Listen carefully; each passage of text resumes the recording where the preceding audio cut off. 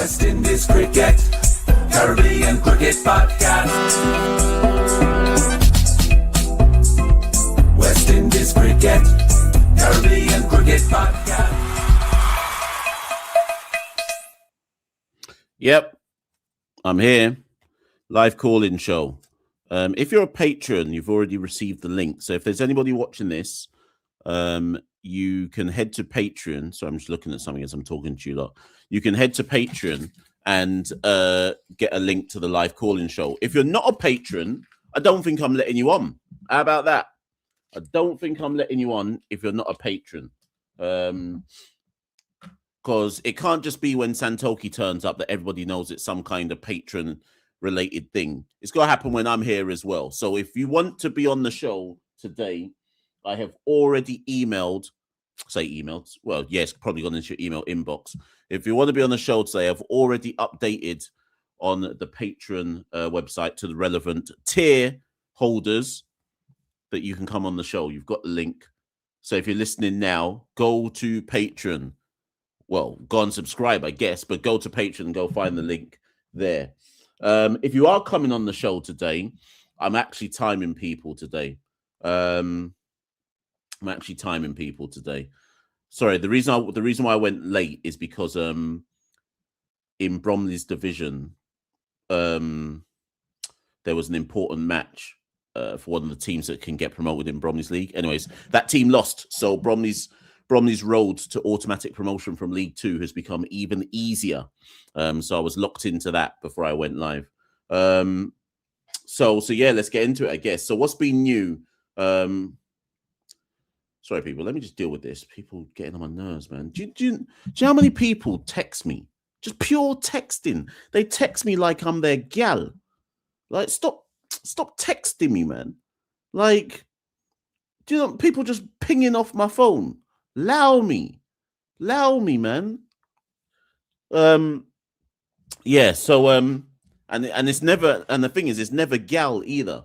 It's always pure man just texting me all the time. So yeah. What's new? What's new in West Indies cricket? 1 second. I'm gonna just 1 second, people.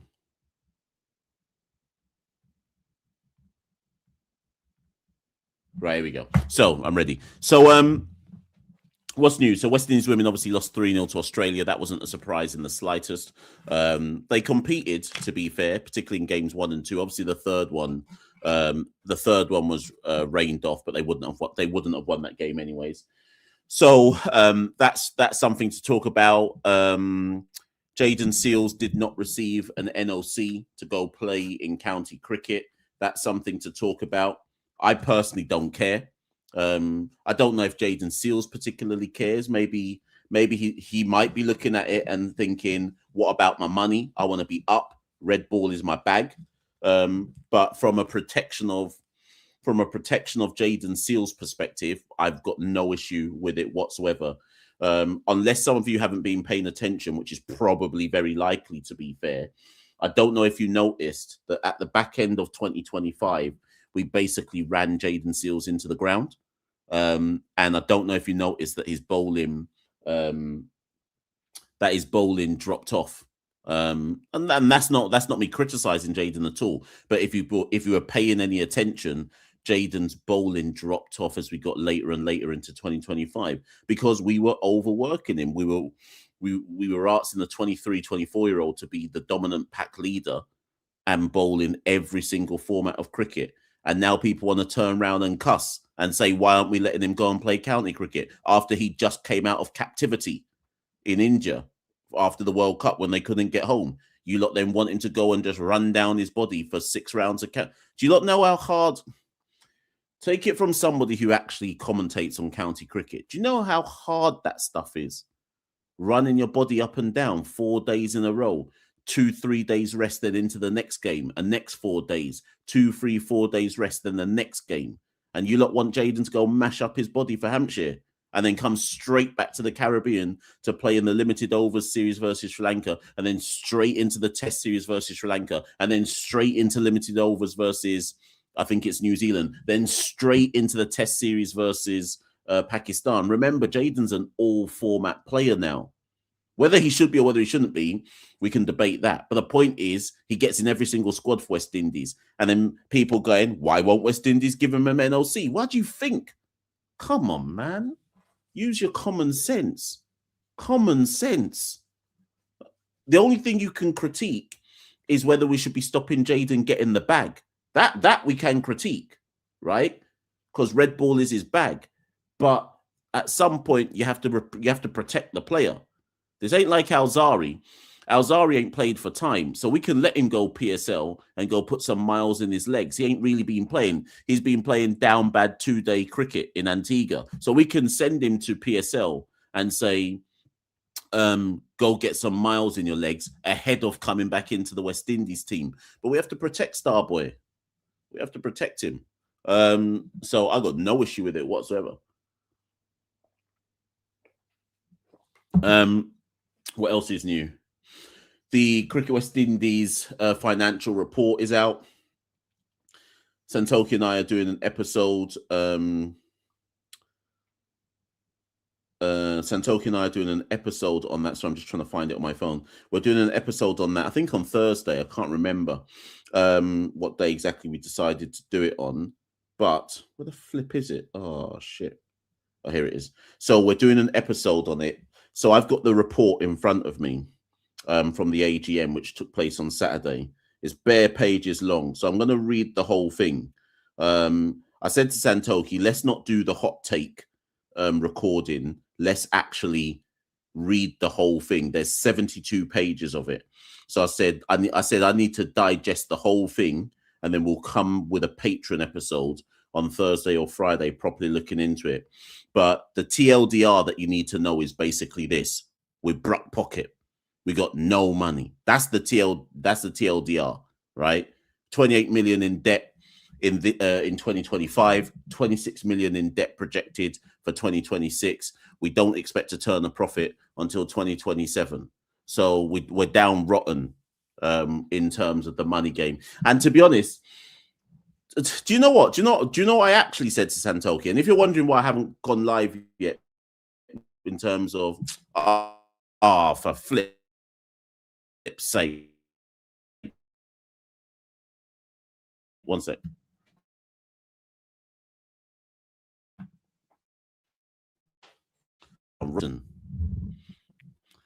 Voice goes haywire, so hold on a minute.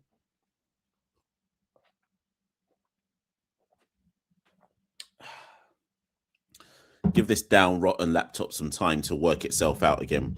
It'll work in about, I don't know, 20 seconds. I said to Santoki, you lot tell me if I'm giving CCP too much credit here, okay? Because we've been told that Cricket West Indies are going to do a press conference on Friday. So I don't know if anybody else is privy to that, or if anyone else has announced that as yet. Yeah, people are saying that I'm sticking. Yeah, it'll fix itself soon. It's my fault. It's my fault. I put the flipping. I plugged the laptop in when I went streaming, and whenever I do that, it glitches after about 10 minutes or so. It should be all right now. It usually takes about 2 minutes to sort itself out. I should be back. Anyway, so tell me if you think I'm over-egging this, right? I said to Santoki today, is it any coincidence that Cricket West Indies have released this financial report and they've scheduled a press conference on Friday, a week after Santoki and I did an episode where we said the best thing that Cricket West Indies can do right now is just come out and be completely transparent about the finances, so that everybody in the region, if they want to cuss, they can cuss, but you can't cuss people who are transparent about the fact that we don't have any money, and this is why we're doing what we're doing. Now, for all I know, Cricket West Indies were planning to do that anyways, but I'm more and more of the opinion that people in the Caribbean watch CCP to collect their ideas and then go ahead with it. because it's not, it can't be coincidence that we said you man just need to be transparent to save yourselves, and now I'm hearing press conferences planned for Friday to talk about West Indies finances and XYZ.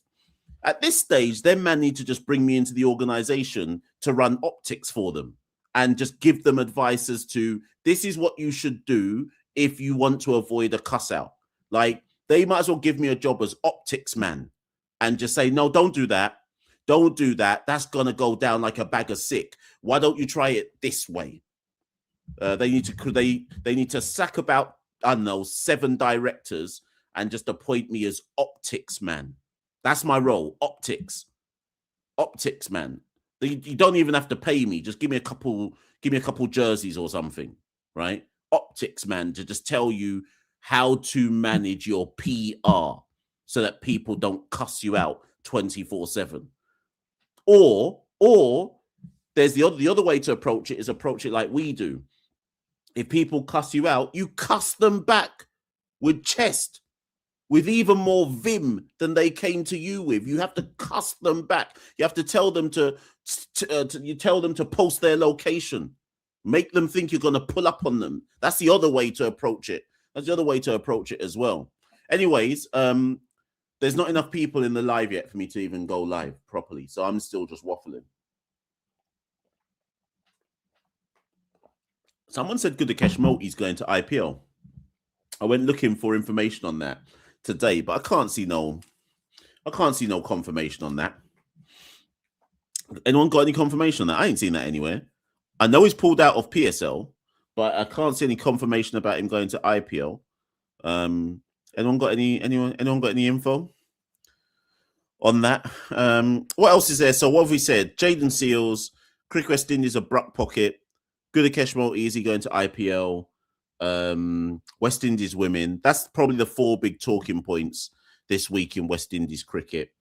We can talk CCP after. So CCP after hours or CCP after dark is unlikely to launch until basically for the next 2 months or so. So my politics class, their exams, they do 3. I'm just waffling until there's enough people in the live. My politics class that I teach, year 13, they're all 18, 17. In fact, they're all 18 now, all of them. They've got 3 exams coming up, 1 in May and 2 in June. Their first paper is on UK politics, conservatism and liberalism. Their second paper is on the UK government and anarchism. And their third paper is on US politics, which is what we're kind of wrapping up right now. So I taught a lesson today on if the Supreme Court is an effective check and balance on the power of the president, and vice versa, if Congress and the president is an effective check and balance on the Supreme Court. Does the Supreme Court show judicial activism or judicial restraint? We have a 6-3 balance in the Supreme Court at the moment. Basically, 6 conservatives or 6 Republicans and 3 Democrats, and so we were looking at if there is bias in Supreme Court rulings. So yeah, that's the type of shit I teach. And so, anyways, the point is that I'm kind of locked in to them and getting them ready for their exams and stuff. So CCP after hours, the politics show, that can't happen until that lot have done their exams, and because once they leave school, then I've got a bit more time on my hands. So they're my priority, and then in the summer you'll probably see the CCP politics show start, and then that's when you'll hear me start to cuss about Benjamin Netanyahu, Donald Trump, the United States as a whole. That's when. Why aren't people in the United States protesting? Oh, anyways, let me stop, because if I start, why aren't Congress? I know why, but I'm trying to make you lot think, innit? Why aren't Congress withholding funds for POTUS? Because they can. That's the whole point of checks and balances, right? They could pass legislation which effectively withholds funds from POTUS. There's a reason why it's not happening, by the way, but I'm just trying to make you lot think, you know, you got to question everything. Really got to question everything. Where's the flipping Epstein files showing the molestation from the Epstein class? What, you lot thought this was a live call-in show? I can do CCP after hours right now, you know. I can do CCP after dark right now. Anyways, you lot ain't ready for that, because once I start CCP after hours and CCP after dark, they'll cancel the show quick. If this was the 60s and 70s, the people of the United States would be on the streets right now. You'd have a couple of like Kent State University shootings and protests right now. Is our generation tapped? Sorry. I'm an uncle. Is you lot who aren't as old as me, is your the younger generation below me, is your generation tapped? And by tapped, I mean, like, do you lot even know how to protest anymore? Do you know how to like run onto the streets and start just smashing stuff up? Start chucking rock stone at buildings and stuff like that? Like, is the generation below us tapped? Like, are they shook? Are they shook to protest? Or is it the social media's got us in a chokehold? Has the AI generation got us in a chokehold? So I don't know, man. I don't know. When I was a youth man, everyone's like, when are you actually going to get to the cricket? Hey, like, share, and subscribe the video. Once I see a certain number on the live, then I'll actually go live. But until I see a certain number, I'm not actually letting anyone come onto the show. When I was a youth man in Jamaica, when I was in sixth form at WIvAUS, like, I remember them days that it was common to just see like a riot start or protest start in the streets, like when gas prices went up and stuff like that. Like, you don't really see stuff like that anymore. You don't see people just being ready to just go out onto the streets and say, "Can we just burn some stuff down?" Like, it can't go on like this. Okay, so yeah, there were, okay, fair. There was protests in Minneapolis, Minnesota, against ICE. That's true. They were out on the roads. They were out on the roads in Minneapolis, Minnesota. But what I'm saying, Charlie, is that POTUS has launched an illegal war against Iran. And that's not saying that the leaders of Iran are good people, but he's launched an illegal war, right? In conjunction with Netanyahu, obviously, against Iran. And no one ain't on the streets.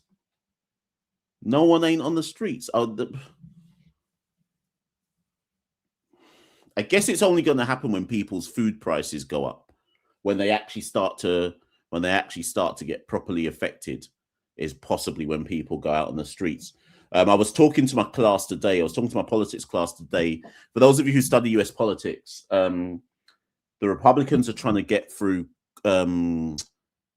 Congress at the moment, the SAVE Act.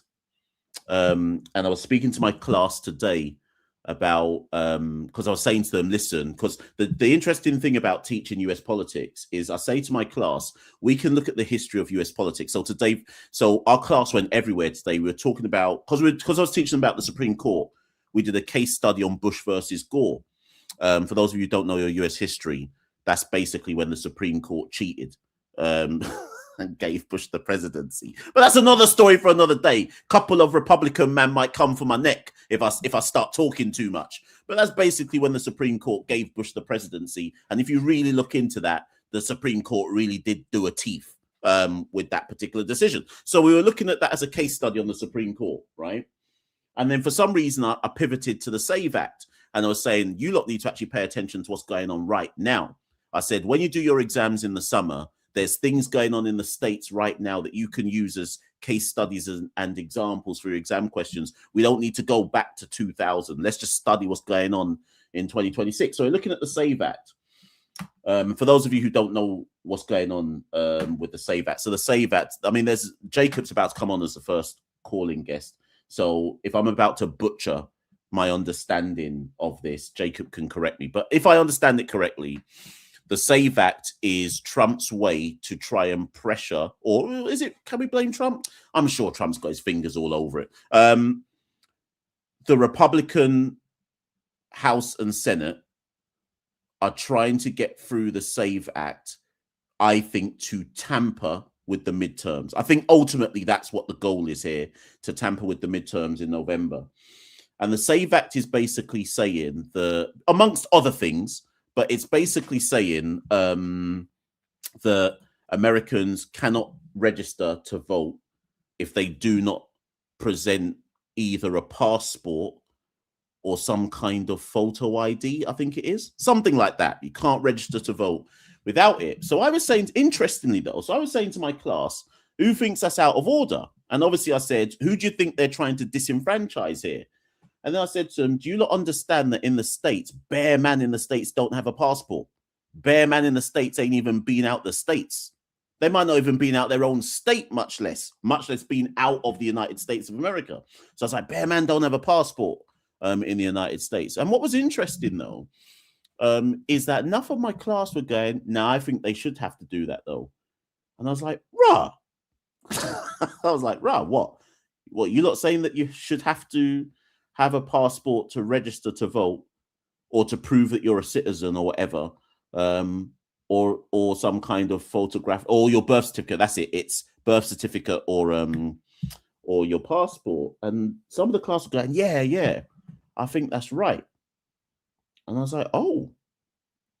And the thing is, in fairness, I'm not allowed to, like, I don't teach from my political stance. I always try and do the devil's advocate thing. So if the class skew one way, I give them the devil's advocate of the other way. So if they skew liberal, I skew conservative. If they skew conservative, I skew liberal, just to balance things up in the class, right? And I was like, oh, okay. So that was interesting. I don't even know what my point was there. But anyways, I guess my overall point is, watch out for the midterms, man. Trump's gonna try a ting with those midterms and try and mess them up. I reckon ICE are gonna get involved in the midterms, by the way. Don't be surprised if I start just beating up man during the midterms. You think I'm lying? You think it's a joke? I think they might just turn up at polling booths and just start busting man up in their head during the midterms, you know. And the thing is, if this was Nazi Germany in the 1930s, we'd all call it what it actually is. How is ICE different to the SA? Really and truly, if you studied Nazi Germany, how is ICE any different to the SA? It's just a politicized thug group that you just send out to go do your bidding. Just busting man up in their head, man, woman, and child, just busting them up as and when, because they can. Anyways, you lot thought this was a cricket show. Let's get back to the cricket. A couple people have probably couple people probably came on and went, "What the hell is this guy doing? It's supposed to be a cricket show," and he spent the first 23 minutes talking about politics. I teach politics, you know. Right, okay, let's get into the show. Jacob's the first one on. Tell a friend to tell a friend to tell a friend. Like, share, subscribe. Hit the notification bell. If you want to come on the show, you got to become a patron. Or just for the today's show, I can't be asked to give out the call in for everybody. If you're a patron, go into your email link. You should see the link for the show to come and call in if you want. And yeah, let's do it. Jacob, let's bring Jacob on. Hello, Mash. As a card-carrying American, I can say your description of the SAVE Act is more or less correct. I would say an extra complication is it has a particularly big impact on women who have changed their names after marriage, or just anybody who's changed their name, because you can't use a birth certificate as a form of identification in that form, because it does not reflect your current legal name. So you would have to either use your driver's license, but if you don't have a driver's license, or your driver's license needs to be renewed, yada yada. It can cause a whole lot of problems. And additional context, this is actually more of a traditional GOP thing rather than a Trump thing, though I'm sure Trump supports it.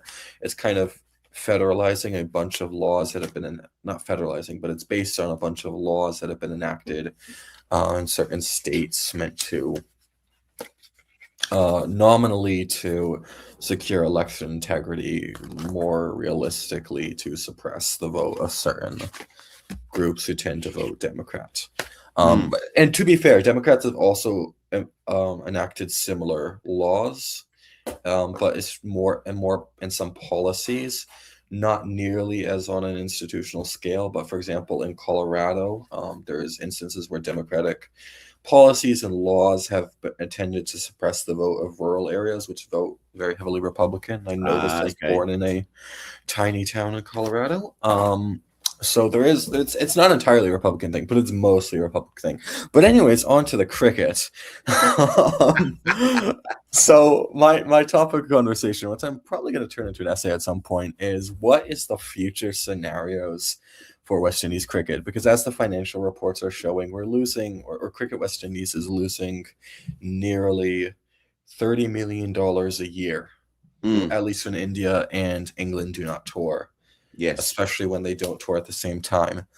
That's not sustainable. That's not sustainable. ICC funds aren't enough. Those are included in the losses. So they're without ICC funds, God forbid what would happen.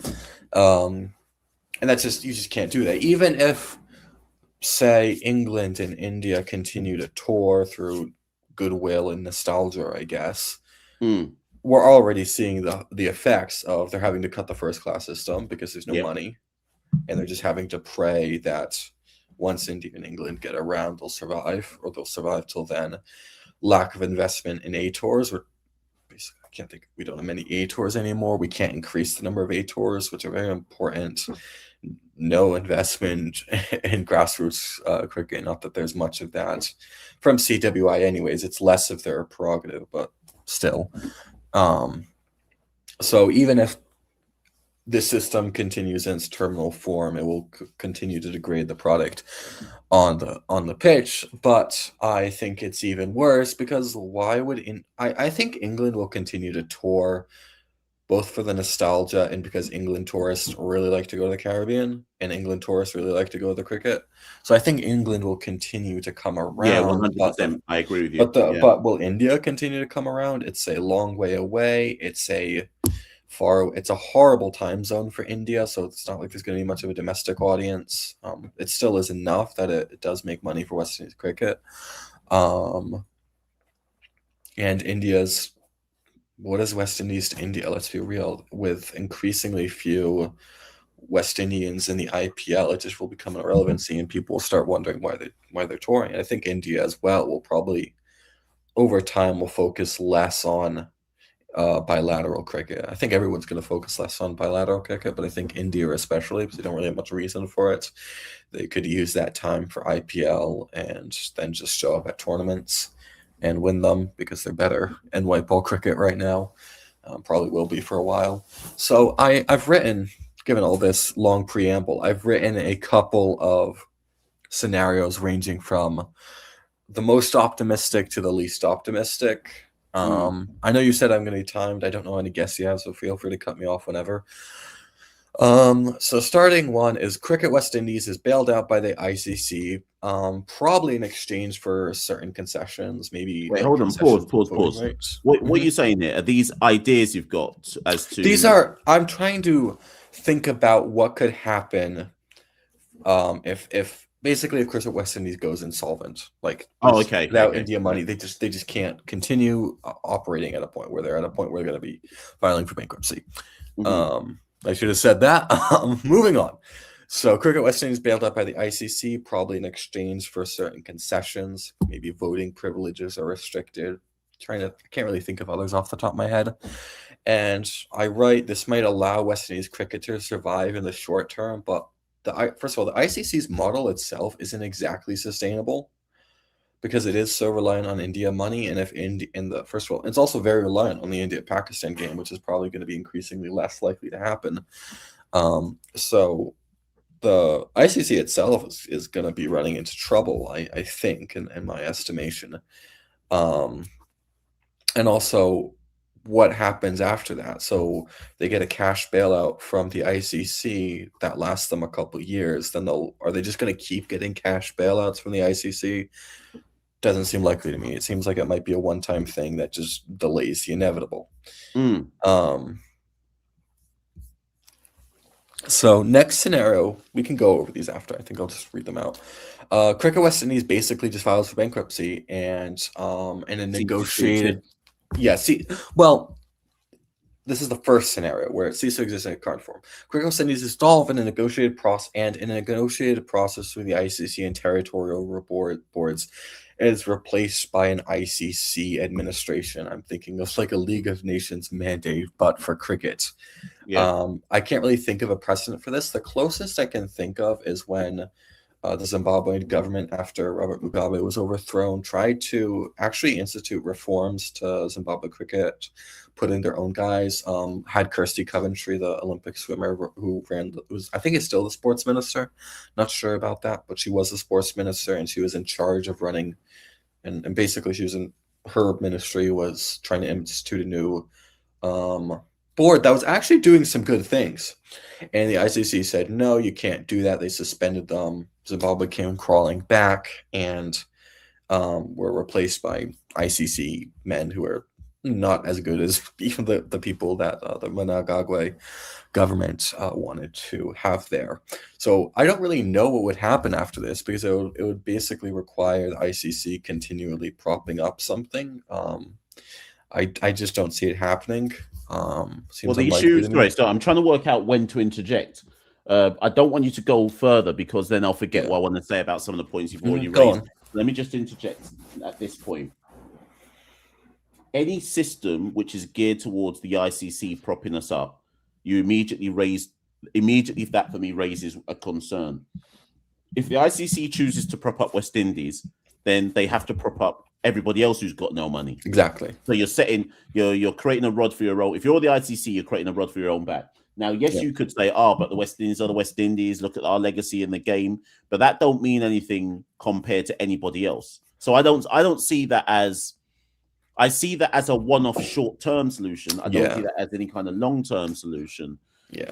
If we went solvent or bankrupt, then we have to do what I've been told privately behind the scenes by some vested interest in West Indies cricket. I think we give up Test cricket. Uncles might not want to hear it. I don't know if the youngsters are fine with that, but we might just have to give that up, and we may have to face the reality that the whole idea of, at the moment, we play 6 tests a year on average, if we're lucky, right? Obviously, there was that year when we played 10, but we might just have to go to a model of saying, forget this Test cricket thing. We'll play it maybe once every 2 years, but we're not doing an every year Test cricket thing. It costs too much money. We can't afford it. We don't make any money off it, so let's scrap it, right? My question, I don't want to. I hasten to add that is not what I want to happen, but that might be one of the financial hard decisions that have to be made. My question though is, would they still, like, I don't think most bilateral series are profitable. I think. Yeah, but T20s are let's assume T20s are. I'm not sure they are. I think some definitely are, more than Test cricket. So I don't think it would just be India and England. But I'm not sure T20s actually are profitable. I would have to go into it. But I can't imagine, like, look at some of these attendances for like a Bangladesh West Indies game. They're not always particularly we don't want to play good. them though. Yeah, but we don't want to play them. But that's what I'm saying. Like, that's what I'm saying, though. Like, we can't just play India in England and Australia. Like, we very rarely play them, or West Indies very rarely play them as is. So, I'm not sure. So now it might be a case where the loss is a lot less, so the ICC money is able to cover it. But I don't know. I mean, we don't really know the full details on this. I'm sure you talk to people behind the scenes who would be able to give an answer to that, but I'm not sure. So that what I've been led to believe that would be sustainable. What I've been led to believe is that Test cricket in the Caribbean is completely unsustainable. Beyond an England tour and an India tour, it is completely and utterly unsustainable, right? So for West Indies cricket to survive. I think I said this to Santoki on a Patreon episode recently.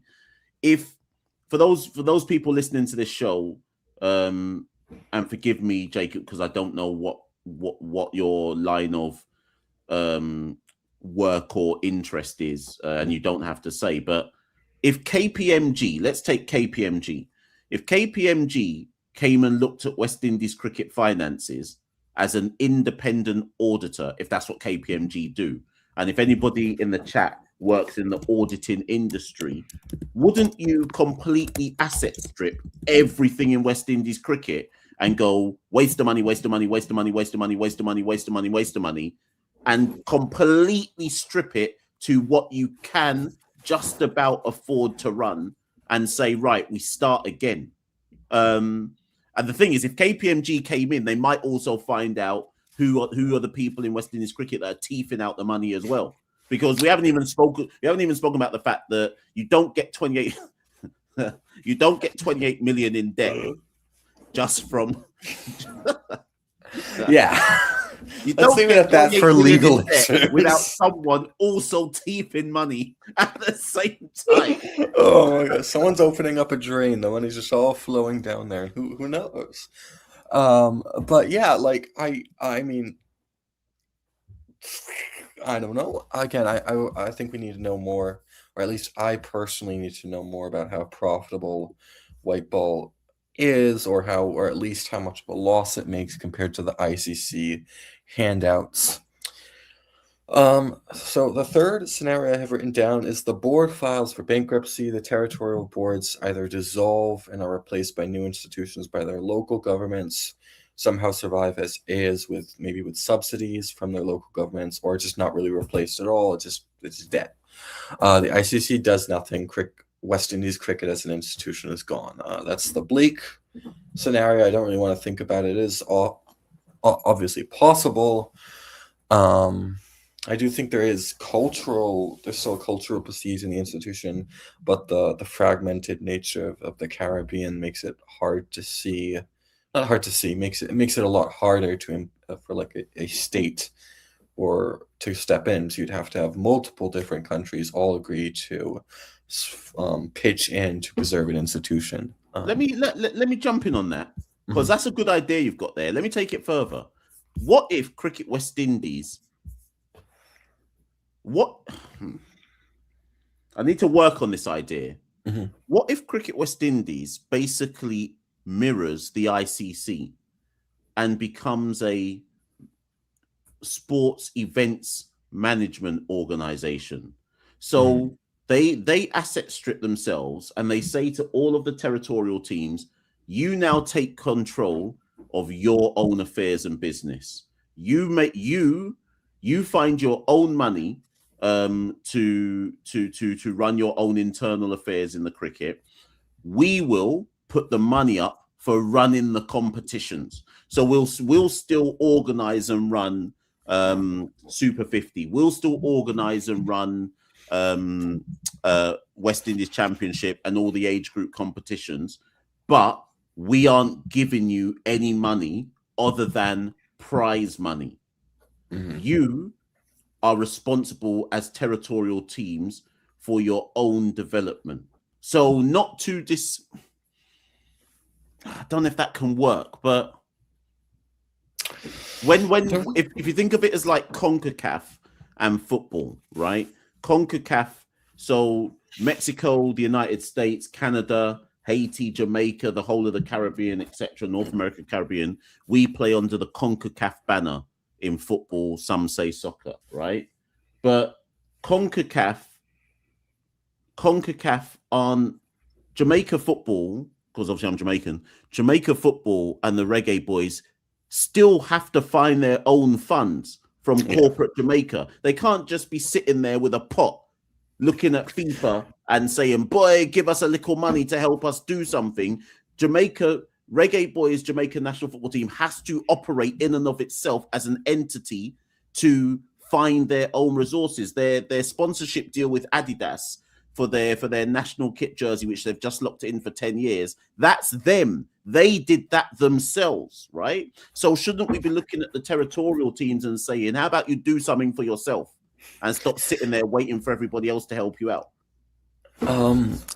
I will go on to my fourth point, but then I will comment on that because I think it kind of relates. It kind of relates. So the fourth option is the last one I wrote. It's just just trying to workshop ideas of what could happen. This is Guyana with their oil money bails out Cricket West Indies in exchange for Cricket West Indies basically becoming the Guyana and Friends Cricket Board. I think that might be the of all the options I've written, it might be the least bad because at least it is a regional entity keeping the institution afloat and investing in it. Again, it would probably be pretty great if your Guyanese too. Sartoki is up, but obviously that's good. We know the insularity in the region. We know all the cutouts that would cause. So there would be huge drama with that. I don't know if that's the most likely of the ones I've analyzed, but I think it's the one that might be the least bad. I don't know. But going back to your point about, I don't see that working, just because the only reason the region has any money in cricket at all is because the Cricket West Indies brand, West Indies, the brand, has cultural cash. That it has cultural cash that attracts England to come over. It has the institutional knowledge and access that allows them to get ICC funds, that allows India to tour. It has nostalgia attached to it, which so there is a huge amount of goodwill in the cricket world towards West Indies cricket. I think that's actually one of the assets that Cricket West Indies has that is most valuable. Is there is nostalgia from the people in their 50s, 60s, 70s who have money and are involved in cricket for, they want the region to succeed in cricket. A lot of people, maybe not boards, but there's people all around the cricket world who really think it's sad what's happened to West Coast cricket and want it to succeed. Cricket West Indies hasn't been great at tapping into that as a resource, but I do think it's there. I do think it's also partly why it still exists. And so if you're going to be asking, Jamaica, or God forbid leewards, let's say leewards, windwards, to become profitable on their own, I don't see it happening. First of all, the economies themselves of these countries are very small. There's only so much that domestic sources can supply to a cricket team. I think let me look this up. Economy, GDP, I did write this down, but I lost it, of St. Lucia, just an example, is about $2.7 billion total. There's, my local baseball team, the Boston Red Sox, is worth more than the entire economy of St. Lucia, but St. Lucia only has about 17 people living on the island. To be fair, okay, I'll go to Jamaica. No, to be fair, I digress. You know what I mean? If you're asking a bunch of countries combined, let's say generously as a guess, the Windwards have a $15 billion economy. That's not going to really sustain. That's hard to see how that could sustain a international cricketing institution. It's fantasy. So fundamentally, you are right. Listen, I am going to go to the next caller. Yeah, that's fair. I've waffled a lot. Before I go to the next caller, I will just say that the one thing you didn't say, although maybe that's what you were implying, and I didn't pick up on it, the one thing that could, of course, happen is that West Indies just call it a day. I did briefly say that. Yeah, but I think that's entirely possible. They just call it a day and say every man for themselves. And if it means that Barbados and Guyana and Trinidad and Jamaica, Windwards, Leewards, whatever, end up playing World Cricket League against Oman for the rest of their lives, then so be it. Yeah, I mean, it's really sad what it's come to, and there's a lot of structural factors going against the region. The Caribbean economy is on a global scale is much weaker than it would have been even 10 years ago, God forbid 20 years ago. Just as a region, it's has economically stagnated, especially since the financial crisis. And so it's really hard in a cricket world, and just a world in general that's going more and more towards fending for yourselves. And cricket is following this pattern of just, the strong take what they may and the weak suffer what they must. And the West Indies is a small region. It's a collection of countries that institutionally will struggle to act as a unit, and it's a relatively poor region. Doesn't have huge economies.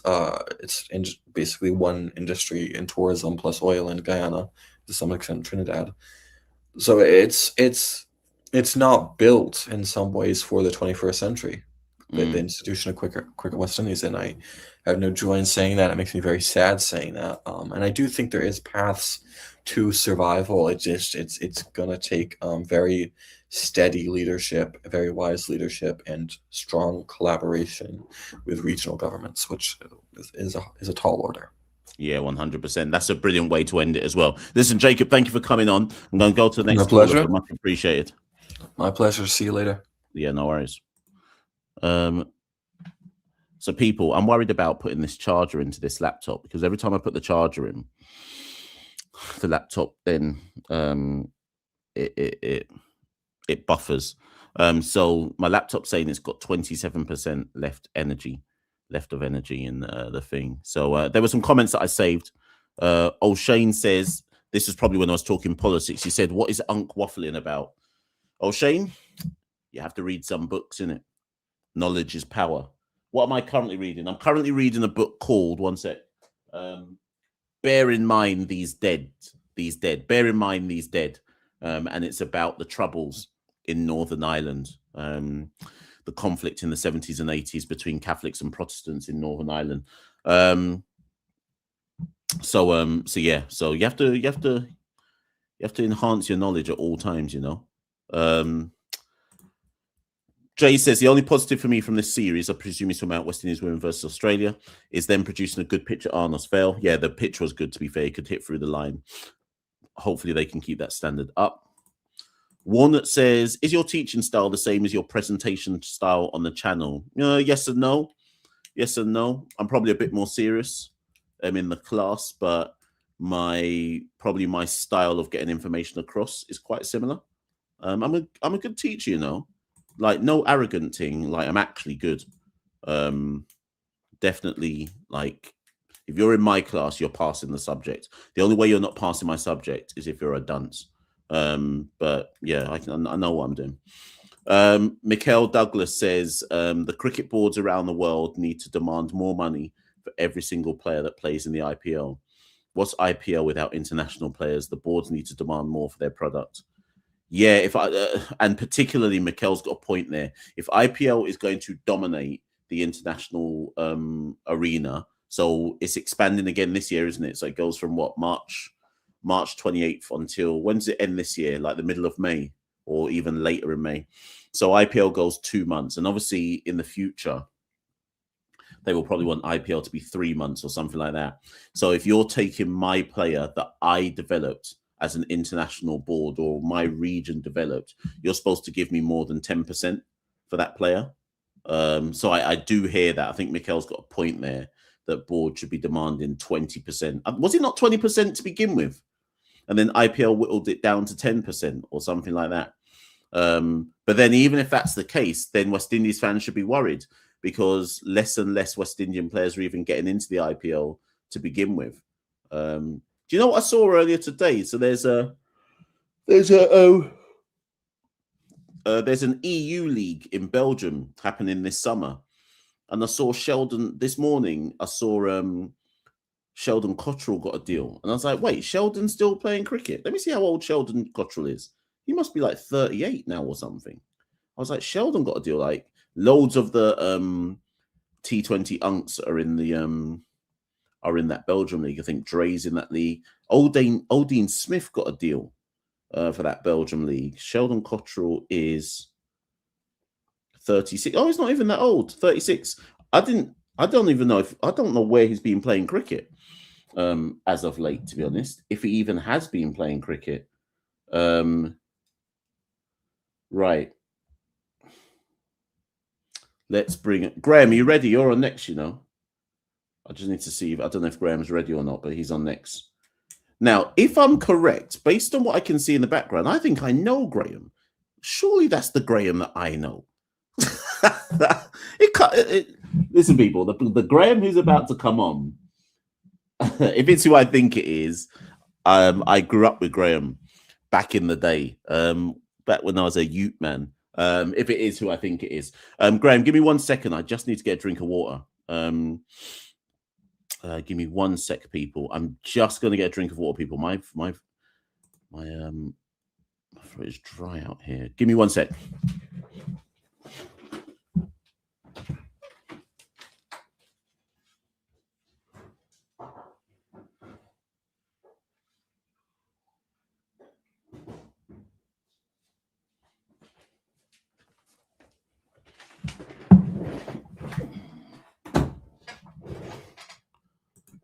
Okay, I'm back.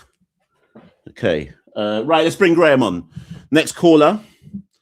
I believe this is Graeme, hailing from the island of Jamaica. I don't think he's in Jamaica right now, but hailing from the island of Jamaica, if it is what I think it is. Yes, Graeme, how you doing? I'm good, and I am in fact in Jamaica. You are in Jamaica, yes. That's why I had the time to come on. I wasn't even planning on it. I was literally just sitting at my parents' house, and I look and I see the link, and I'm like, you know what? Let me come hail Mash. And so all good. Big up Graeme. For anybody who is listening, I have known Graeme since, boy. You've known me my whole life. I was gonna say you're elder to me. Your whole life, you know. Yeah, because I'm thinking boy, at least 25 years has to be at least. But Graeme, how you doing? I'm good, man. I'm good. I can't complain. We give thanks. You know, I mean, to be honest, because I wasn't even planning on coming on. I just happened to see the link, and I was like, I was free. I was just going to come on to big you up. And I feel like the conversation you just had with Jacob is the perfect example of why I wanted to come on and big you up. Because literally, I was talking with my dad yesterday, and he was like, "Oh, you know, like Machel's podcast is like, it's legitimate." and I was like. And I was like, yeah, man, it's serious. Like it really is like a unique forum for actual conversations about cricket in the West Indies, which, you know, like sadly, like the level of interest, certainly in Jamaica, is just like it's dying, right? Like there's very few of my friends who like I would have grown up going to Sabina Park with who are like still kind of actively engaged in the sport in a meaningful way, you know? So no, a lot of respect and appreciation for what you do. And also just the conversation you just had with Jacob is fascinating, right? I mean, it had me thinking on how, like, really fundamentally, most sport doesn't make money, right? Like, if you take like the football league system in the UK, I mean, effectively the Prem is propping up everything else, right? Like, yes. And so, really and truly, I mean, effectively, cricket more or less goes along the same lines. Like, I think the only way that international cricket, as it was conceived in, you know, the late 19th century, 20th century, the only way that it survives and modernizes is if there's some kind of like enlightened kind of recognition of the mutual benefit of effectively having almost more of like an NFL type structure, wherein the have-nots are given a greater piece of the pie. Like in the NFL, it's in the form of a draft pick or whatever else, right? And you have kind of more even revenue sharing, with the idea being that like the NFL itself is the product, right? Yes. And so, you know, like if you were to look at like Test cricket itself is the product, or international cricket itself is the product, and then you as an organization are really ensuring that like all of the entities within the product are able to compete at a level that enhances the value of the product. Because the challenge that international cricket's going to have is that, you know, all the money is going to be in the leagues. So it'll be in IPL, and then to a lesser extent in Big Bash, or, you know, whatever they play in the UK. And international cricket will ultimately just get relegated to the people who can afford a passion project, right? Yes. So I don't know. I mean, I think like Jacob clearly has spent a ton of time thinking about this, and I'm really kind of just reacting to the things that he said, which I think are fascinating. But in my mind, I feel like, sad as it is to say this, there's a lot that's just out of control of the region's hands. You know, like it really kind of comes down to like you can advocate for yourself and make the best of what is a terrible situation, and hopefully not a terminal one. But I think ultimately, if we take our West Indies hats off and just think about cricket as a sport, as an international sport, and what it's going to look like, 20, 30, 40, 50 years from now, a continuation of the model that we've had right now will result in it just being a passion project, and the leagues will be where all the money is. The last thing on this point is just like something that has often like occurred to me, but I've never really, done deeper research or like really tried to figure it out. Is like, if I think about football, like there are many countries, like Argentina economically is a shambles, right? But you still have fantastic Argentinian players who, obviously Messi was developed in Spain, right? Like you've got them kind of developing in these other places. And for a time, a lot of West Indian cricketers were able to professionalize their game in the UK. I don't know if that's also a model that international cricket can pursue in kind of, the vein of this kind of like enlightened self-interest, right? Where in order to strengthen kind of some of the weaker teams, you work with the governments in order to facilitate more kind of training and professionalization of, talented players at like a younger age, in order to bolster the talent pools globally. But that involves a level of, political synchronization kind of across regions and across interests that in the current environment seems more fanciful than likely. But yeah, anyways, just some reflections on the conversation you were having. Before you try and go, you've raised three points I wanted to pick your brain on. Actually, two, because there's one I'll pick after you've gone. Go back to the NFL point. So the thing is, there is a way. You said something which made me think there is a way out of this, but it would require all of the cricket teams, big cricket teams and associations to accept or to think about the wider good here. If the NFL is the product, Test cricket can actually also be an effective product, but they have to pull the rights together for Test cricket. So rather than each individual cricket board sells their Test cricket rights, so England comes to to the Caribbean and we sell the rights to that particular Test series, all of Test cricket has to be pulled under one banner, and the TV deals, or commercial deals rather, that are then sought after for Test cricket is under one full banner as Test cricket. So the leagues can do their thing, and the leagues can have their banners, IPL, 100, PSL, whatever it might be. But Test cricket becomes the equivalent banner as Test cricket. And you have to then treat Test cricket the same way how football treats international windows. So right now is an international window in football. Jamaica have gone to Mexico to play New Caledonia, and then hopefully play Democratic Republic of Congo, and maybe. Mash, don't stop there. Maybe don't even bother. Maybe. You never know, Graeme. You never know. We might be going World Cup a week from now. You never know. But right now it's an international week, and most players around the world, if their teams are in like big qualifiers like Jamaica, have flown to go play with their country. That is the way out of this for international cricket. If you pulled it all together and said to everyone, listen, stop. If you want to play outside of that, be our guest, but let's actually pull the resources together. And that's the only way to make your smaller associations like the West Indies survive, because they're part of one big commercial pool. I can't see it happening, but that would be a way out of it. That probably ties into your other point about the haves, the have-nots, because again, you kind of said that you essentially give up the money and say we will prop up the other ones, because this is the thing that I keep saying about cricket and what makes cricket such a weird sport. consumers want competitive sport to watch. Nobody's interested in anything where the same 2-3 teams just dominate again and again. And this is why cricket's weird to me.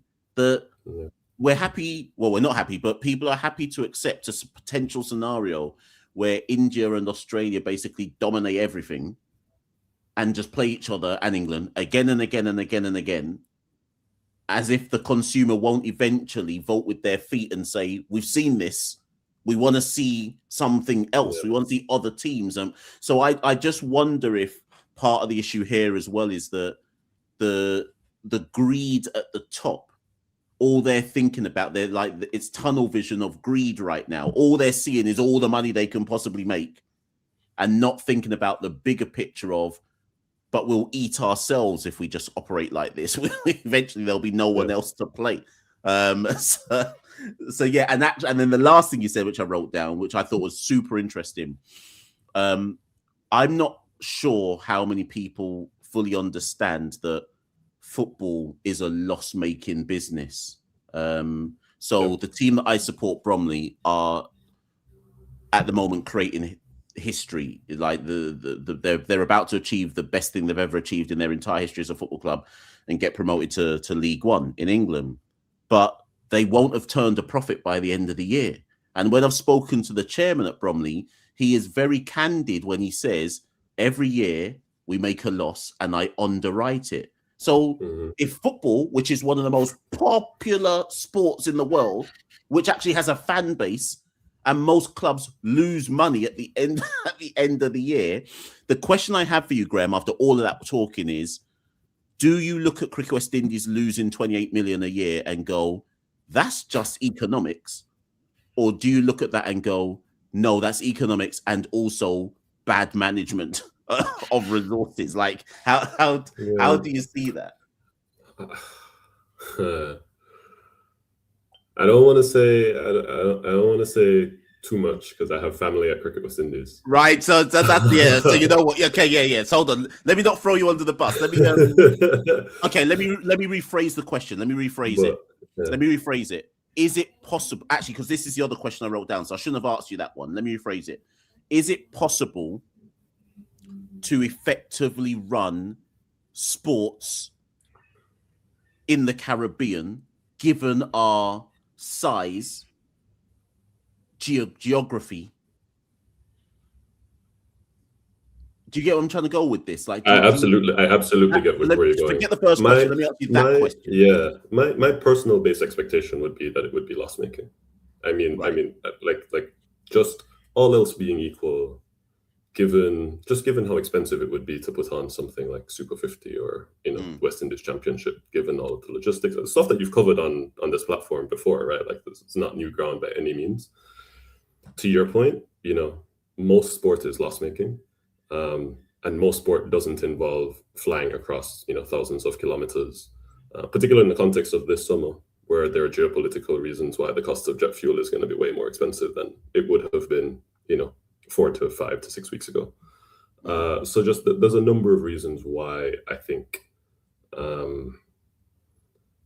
making money out of sport would be difficult. Making money in the Caribbean is difficult, and so the combination of those two things does not really lend itself to an easy path to profitability, at least. So it's unsurprising to me that the finances would be challenged. That would be my base expectation. I think the question really is, and I don't feel qualified to answer this at all, but I think the question is really, I don't know like what the funding sources are for Cricket West Indies currently.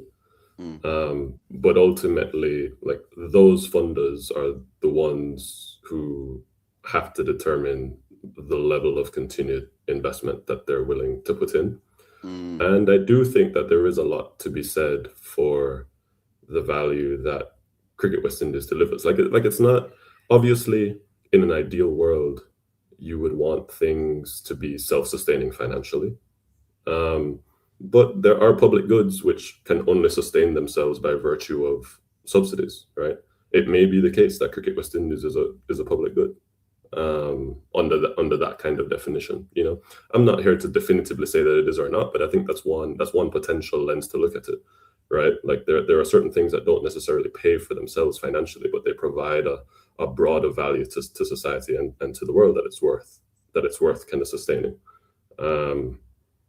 And certainly, I tend to think that, going back to our earlier conversation, that the clearest path to kind of financial viability for cricket, not just in the West Indies, but, you know, in places like Zimbabwe and Ireland in the long term, and South Africa and New Zealand, is going to be by virtue of some kind of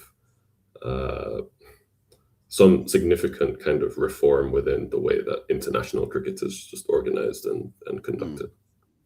Yeah. Ultimately, that's the thing. We can unpick and try and find this revenue source or that way to change things, but we will. It feels to me with cricket in the region that we're forever walking up the treadmill, or you know what I mean, like on a steep incline that doesn't ever get flattened out without the game fundamentally changing.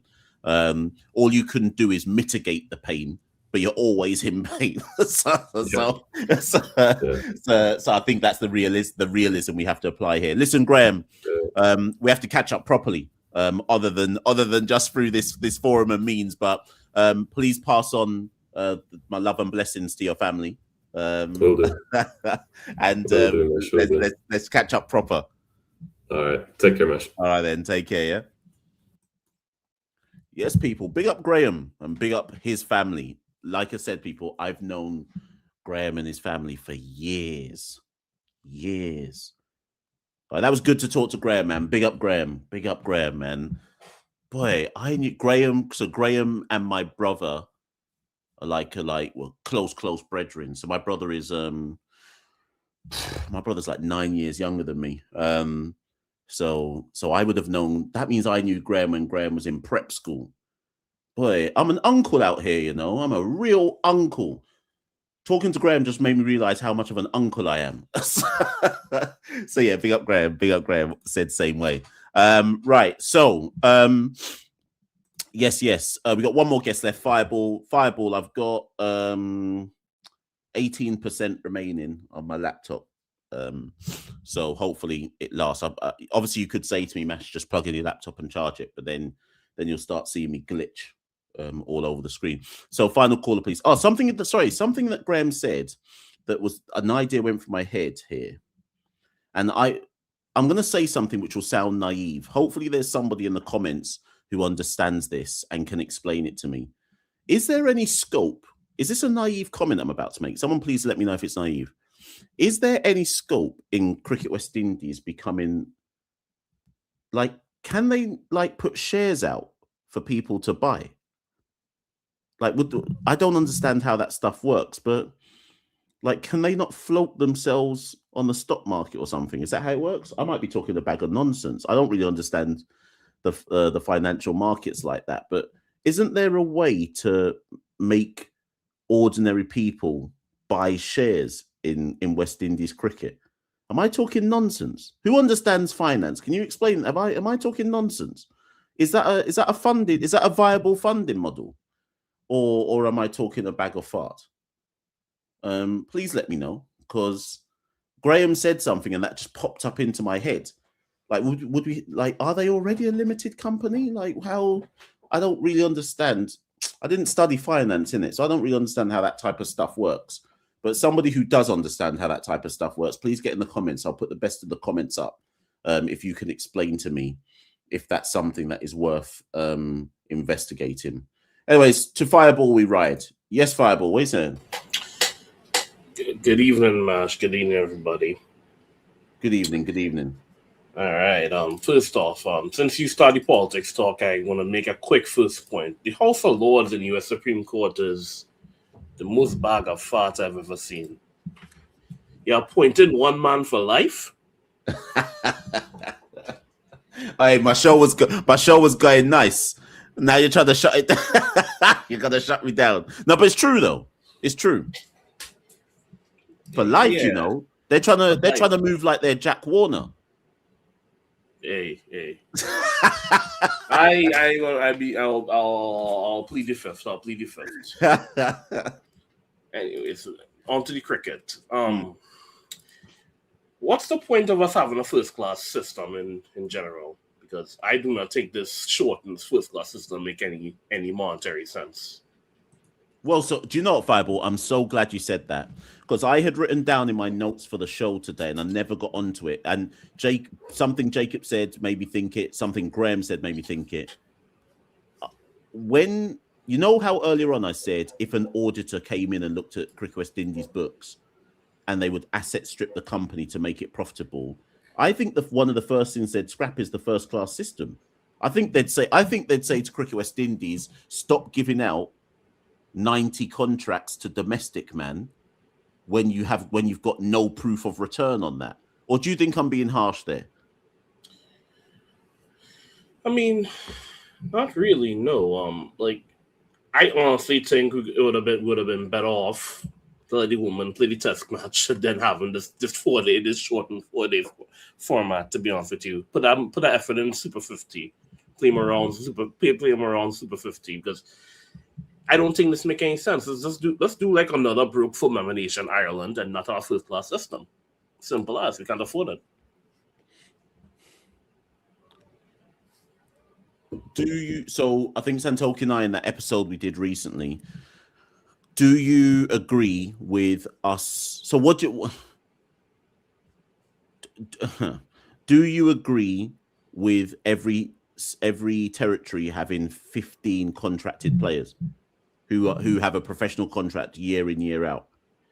I'm on two minds because it's not cricket, but in football, it's pretty players, team clubs are getting subsidized by the government and they're not getting payments on time. It's hard to be a professional athlete without the money, but there's no return. When last we had a world-class player that developed from the first-class system, like world-class, not even someone half-decent,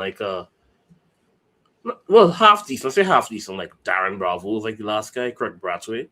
We're starving here. I don't want to take money off these players' plates, but it's no return on investment. So I'm in two minds for that one. Would you, therefore, do you think there is any mileage in returning to a system where some players have to work for a living and do cricket part-time in the hope that they can get a contract or get a play for the West Indies? Where do you draw the line between the financial reality means this is what we have to do, even if that's not what's best for the cricketers? Or do you say, you know what, of all the things to cut, that is the one thing which is non-negotiable. You have to have professionals, so you just don't make a cut there. The sad thing is some players are already working on the side. I don't think they're allowed to, but some players are already working on the side, I reckon, with the contract. So it's between a rock and a hard place, because cut the contract, cut the contracts, the cricket will just get worse. And people say how it will get worse. Trust me, things can get worse. Yeah, they can. Yeah. But we're broke. We're like what, 30 million in the red. It's a tough choice. I wouldn't want to be the man who will have to make that tough choice, but a tough decision will have to be made there. Like I said, I don't want to take food from these players, because if you're not a guy who has like a club cricket deal or a club cricket deal, you're scrunching, you're struggling. You're not play. You're fighting not to get cricket throughout the year already. But I don't know. I can't justify it. I'm torn. I'm not gonna lie. I'm torn there. I don't really have an easy answer. Do you believe? I'm just throwing random things at you.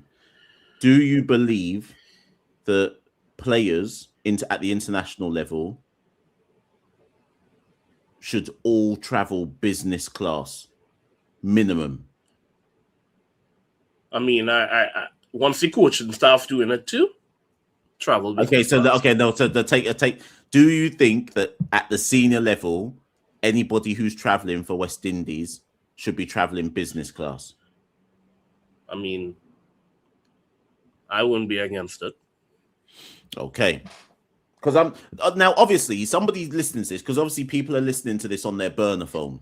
So there's people listening to this probably like stoops in right now saying, Mash, you don't understand how economics work. Even if we put everybody in economy class, that's not saving us much money, etc., etc., etc. But I'm just thinking of like, okay, Fireball, last year, business class is expensive though, you know. Business class is 1 year, right? 1 year, I treated myself to a business class flight to South Africa. I was being bossy. This was when my parents lived in South Africa. And I flew on South African Airways business class straight 10 hours, 11 hours, whatever it was, from London Heathrow to Johannesburg, right? That flight cost me in business class, I think I want to say something like just shy of $2,000. And that was 5 years ago, right? I don't know if there's anyone in the chat right now who can tell me what a business class flight costs to go 8, 9, 10 hours somewhere. But we're putting 25 man in business class. It's still pretty pretty. I missed a wedding because the UK government put a visa restriction. I had to pay business class, and it was insane. I just couldn't justify the cost to go to a wedding in UK, and I got 2 people vexed at me because. But sad thing is, it's too expensive. It's too expensive. So it's just me going to a wedding. It's still very costly. I'll flow into another point. Yeah, go on. I think Jacob mentioned this. I think you also mentioned this. I think we're going to have a feature on Test cricket. Say again, that we don't have a future. I don't think we're a feature playing Test cricket. Yeah, I think we should pack it up. I think we should. I feel bad saying it, but I can't see how we continue playing it. I just don't see it. It's kind of sad, you know. As a trainee, the only good tree under the age of 30, best format, the only format he's world class in is in Test cricket. We are not a good player. So Silver and the Blues in his main bag. JDS will have to learn, I don't know, accounting or something. But he white can survive. Some men will have to. Craig will be happy with the horses. Yeah. Craig made sure he had a side hustle. He prepared himself well for life after cricket. Kimar Roach prepared himself well. Some of these men thought about what happens after cricket. Yeah. So, you know, Craig will be fine. And Kimar Roach will be fine. But yeah, Test cricket, we'll probably have to wrap it up. It's too expensive. We'll do like Afghanistan, like 1 test a year. And we'll be happy with that 1 test a year. If that. So I'm just looking, Fireball. Sorry, as you were saying that, I'm just looking at this financial report that West Indies have posted, just because some people said in the comments. So the report was carried out by Grant Thornton, carried out an independent auditor's report on Cricket West Indies. So I just wanted to say that.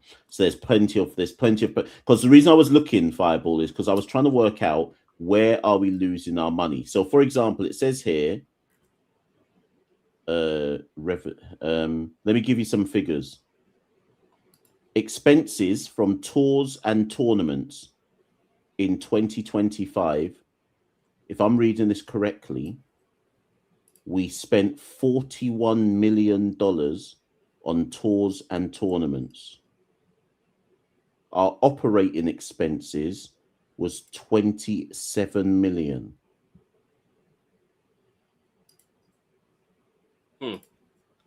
So that's why we're down. So we made in 2025, we made in revenue 40.6 million.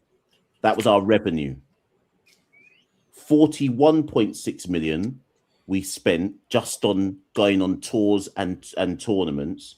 And then our operating expenses was 27.2 million. Financial cost 435 grand, leading to a loss for the financial year of 28.2 million. This cricket and thing is pressure, and the sad thing Hey, is, listen, Fireball, it's mad out here, you know.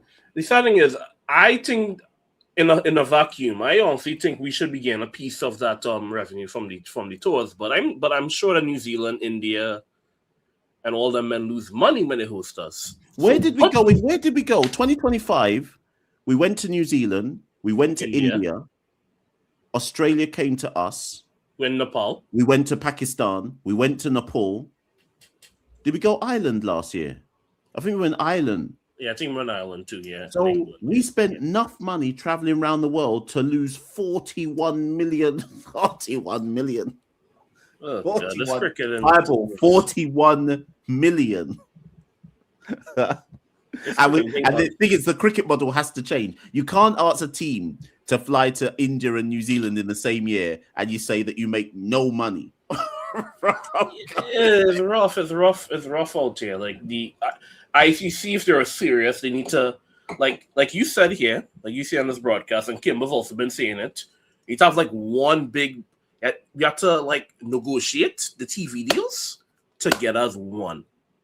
One. You can't have this piecemeal TV deal nonsense.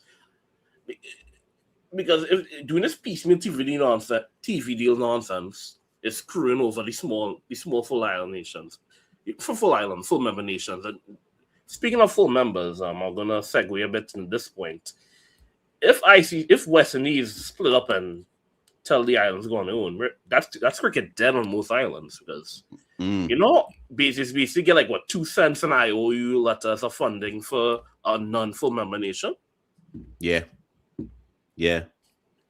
Certain nations would just have to give up the cricket if we decide to pack this all in.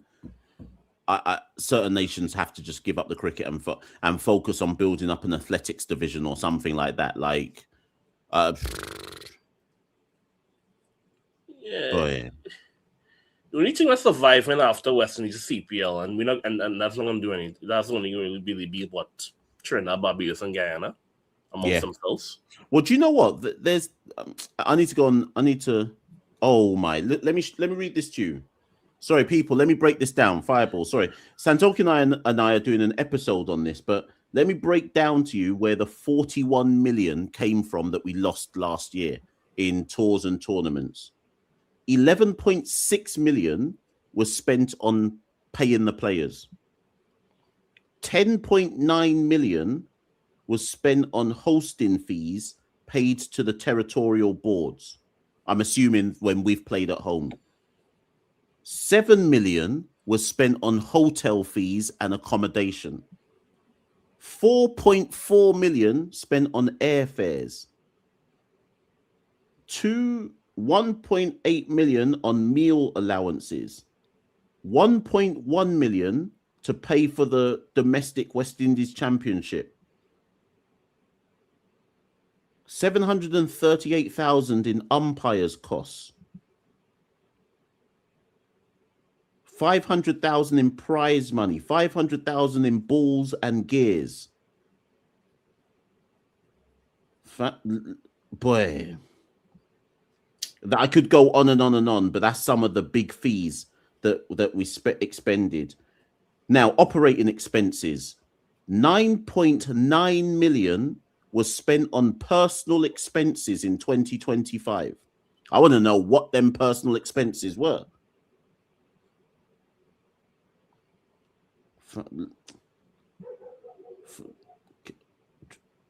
Bad debt expense. What's bad debt expense? 500,000 on bad debt expense. All right, Viable, I'm gonna have to do a whole episode on this. A whole episode. Yeah, we future not looking too bright, but I'll be optimistic on an optimistic note. I think West Indies will still rally on. Probably not playing Test cricket. Probably only T20 only, but we'll still rally on. Hey, Fireball, my eyes are watering. My eyes are watering. Hopefully ICC and the BCI don't watch the sport and then basically becoming IPL 24/7. They're not that heartless. They need to, even if they don't care about West Indies cricket, it's not only West Indies cricket going to go down. Ireland, Zimbabwe, and that's the full member nation. Scotland and Netherlands are begging for money. They watching us full member nations complain and looking at us like rich cats. Complain about all issues, but they basically watch. As I think one person in this squad, I don't know who, I can't remember. It's pictures of scraps. We have these scraps, and we given men like us pictures of scraps to watch and pretend that they eat them. So cricket Premier on the whole it gets worse and worse the lower you go. But hopefully, Listen. Fireball, we're gonna have to wheel and come again on this subject because I want you to come back on next week whenever I do the show next week. Let me do the episode on the expenses because as you're talking, I'm just looking at this expenses sheet. I'll jump in the Discord afterwards. I'll send a copy of it across to the Discord. But I'm looking at our expenses sheet and I'm starting to ask myself some serious questions. Last year in 2025, Fireball, this is profit now. We made 3.9 million from sponsorship, right? But my argument is this. Is that it? That's like if we're in a debt, sponsorship fees.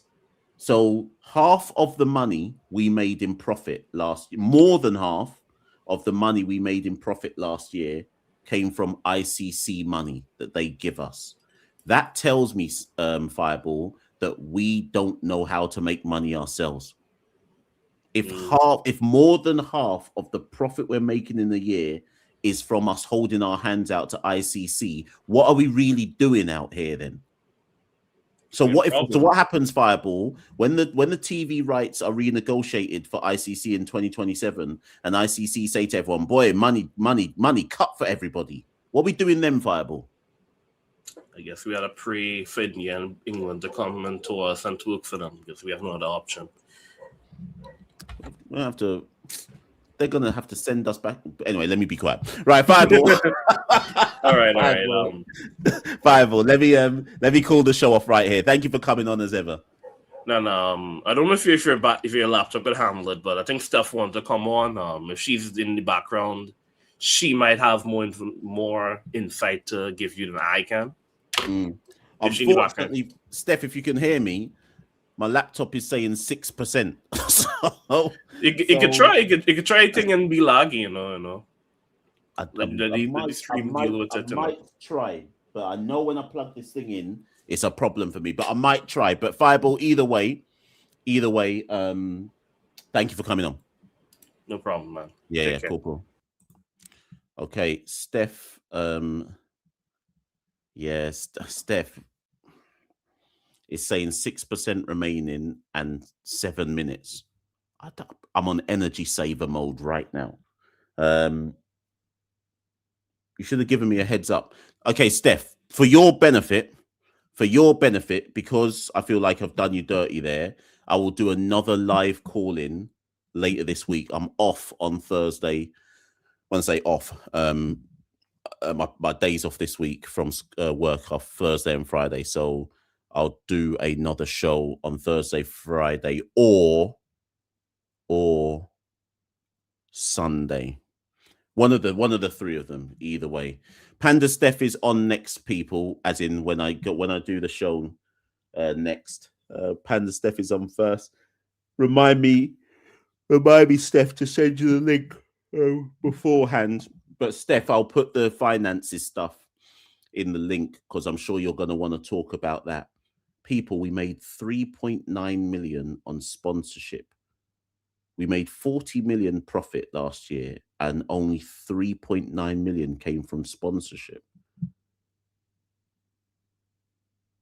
Ticket revenue, we made 2.4 million in ticket revenue in 2025. We're really in the trenches out here. We're really in the trenches. We ain't making money out here. So in 2024, we made 18.5 million from ticket revenue because we held a World Cup, obviously. So the World Cup gave us P's. In 2024, we made 46 million in ICC monies, but we held a World Cup, remember? And we made 18.5 million from ticket revenue in a World Cup year. 15 million from media rights in a World Cup year. But I'm looking at our sponsorship fees and thinking we're only bringing in 3.9. I need to look at other countries because maybe that's normal. But if you're in the commercial region that we are in, and we're so much smaller than everybody else, you need to maximize sponsorship by hook or crook. I don't think 3.9 million is really saying much. You know how I've always cussed out commercial and said, what are we really doing to maximize our culture and to really bring in the P's? That 3.9 million is looking sticky to me. That don't look like it's a lot of money that we're making off the sponsorship. CCP can make 3.9. Well, no, we can't, but you get my point. Yeah, so Rod says that sponsorship was an increase from 3.3, but that's not enough of an increase. Like, come on, man. Anyways, my laptop's about to die. 11 million was spent last year on hosting fees paid to territorial boards. Am I right in thinking that hosting fees paid to territorial boards means what we pay Trinidad or Jamaica or whoever to host the cricket? We paid out 11 million. Now, this is where I make Chris Deering right. Do you remember last year, or was it last year, I think, Chris Deering said in a press conference that countries in the Caribbean need to be helping Cricket West Indies out more and subsidizing certain things? Like subsidizing airfare. What was airfare last year? We spent 4.4 million on airfare last year. That's why I was saying to Fireball, maybe every man's gonna have to start traveling in economy. When you're an economically deprived institution and you're losing 28 million in a calendar year, you can't afford to be spending 4.4 million on airfare. Man and man have to come into economy with me. And I know certain man will feel a certain kind of way and say, man shouldn't be traveling in economy. But 4.4, like at least premium economy, put men in premium economy. They can't travel first class and business. And fam, much less air travel in the Caribbean is expensive already as well. And airlines don't want to give us subsidy. This is a myth. We're gonna have to pack up. We're gonna have to pack up the cricket. We're gonna have to really pack up the cricket thing, you know, and just stop doing it because it's pure expense. It's pure expense. We need to stop putting the players up in hotels. Maybe we need to start putting them in Airbnb. Let me get out of here before men start chasing me with a bat. Right, listen, people, I'm out of here. I'll be Machel St. Patrick Hewitt, one half of the Caribbean Cricket Podcast. Yeah, how long was that? An hour and 33 minutes. Yeah, you got a free show there. Not even a patron, you know. No super chat, no nothing. Free show. Anyways, like, share, subscribe, people. Like, share, subscribe, and Santoki and I will be back later in the week. We've got loads of episodes coming this week, so look out for them. Yeah, tell a friend. That show started slowly, but it heated up nicely. So tell a friend. I'm going to go to my bed. I got work soon in about 7 hours. So peace. See you all soon. West Indies Cricket, Caribbean Cricket Podcast. West Indies Cricket, Caribbean Cricket Podcast.